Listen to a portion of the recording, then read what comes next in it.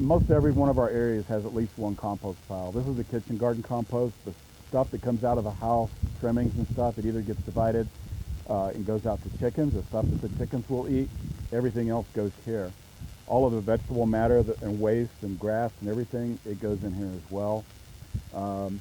You're welcome to look at this. This one on this side is almost finished.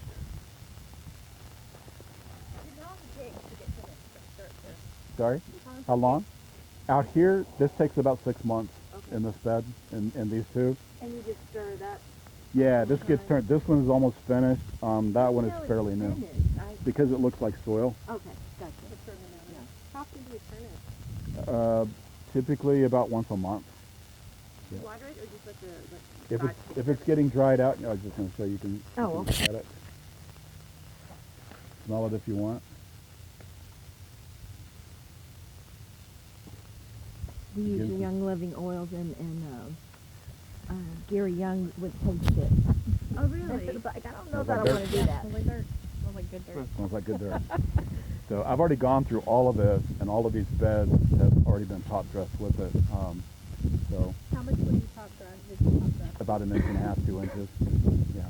And then how would you turn that one, the new one? This one about the same, about once a month. Okay. Just because that's what my time allows me to do. If I could do it more often, I would. The more is better? More is definitely better, especially when they're new. We have a 3-bin system out by the greenhouse, the large greenhouse out there, which we'll talk about. Right now, basically that one is gathering materials for composting in 2 of the bins, and one's finished, because I haven't finished sifting through the finished one and putting it out where it needs to go. So you'll see that one out there. It looks like, well, that's not a compost, it's just everything, right? It hasn't even started to go down because we're just gathering the ingredients to make it, and then this spring we'll take all the manures out of the barns from the chickens and everywhere else and blend in with that to begin that process of composting out there. What all do you put in it besides your scraps and your grass and paint? So what do we put in it? What don't we put in it? You can see bananas, there's oranges. That's what I mean, besides food and grass, grass. Chickens, whole chickens. We have chicken died. Chicken goes in it. Oh, really? Yeah. That's okay. You don't have to tell. You can tell us if we've done that. We put a goat in ours. There's a lot of minerals in chicken bones.